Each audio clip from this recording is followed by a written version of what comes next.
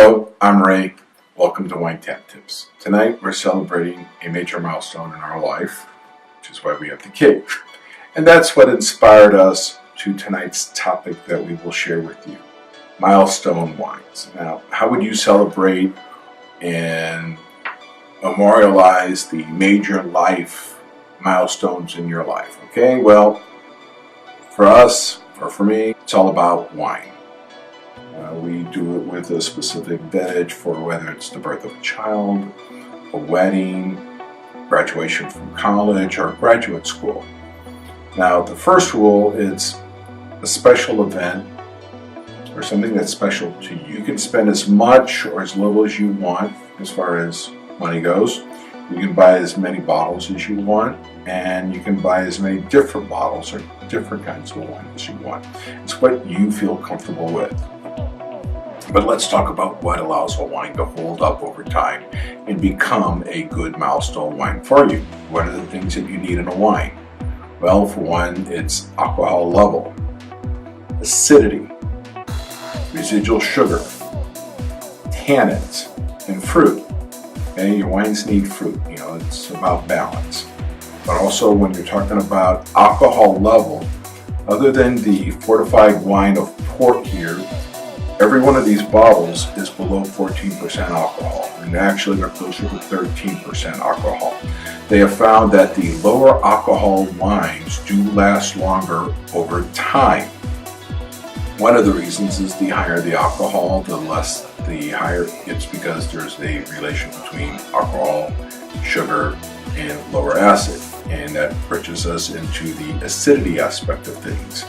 That a higher acidity creates a longer road for your wine to travel down before it runs out of time and falls apart. So think of creating a long road or a long timeline for your wine to travel by having a higher acidity in your wine. That's why a lot of these wonderful Bordeaux's and Barolos from Italy last so long, is because they have that big, bright acidity. Now, you're talking about tannins. No, the whites don't have the tannins, but for reds, it's what provides the structure and backbone to a wine. And then we're talking about residual sugar. They have actually found that the wines that have the residual sugar, such as sauternes, ports, Madeiras, sherries, Rieslings, do have the longer aging potential than the dry wines. In general, we've always talked, or people generally think of dry wines when thinking about aging potential. Now, with this in mind, it's finding what you enjoy drinking, because you're the one drinking it in the end, which is what we always talk about. And one idea might be, if you do like port or sauternes, is you can just buy a case of either or a mix, and just set that aside for, from the year that your child was born. And then you can pop open a bottle, say when they turn 16 and get their first driver's license, because God knows you're going to need to drink something to get through that. Maybe when they graduate from high school or college, or when they get married, have their first child. And this is something that you can enjoy with your grandchildren even.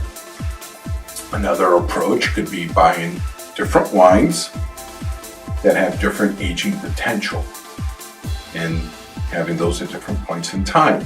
And each point, seeing how those wines change and evolve, just like you've watched, whether it be the relationship, your life, or your child's life, change, evolve, and grow over time. Now, if you're worried about, what happens if I hold a wine too long and it's past its prime? Well, don't worry about it. This is about having fun.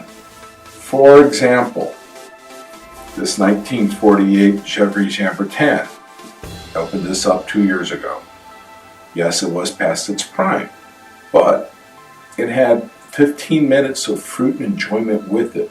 And I happened to share it with a really good friend of mine who was born in 1948. That happened to be his birth year. So it was very special and memorable and enjoyable to drink a birth year wine with a really good friend. Even though the wine was past its prime, we still got 15 minutes of enjoyment out of it. Now, out of these wines, I'm expecting some fun with them.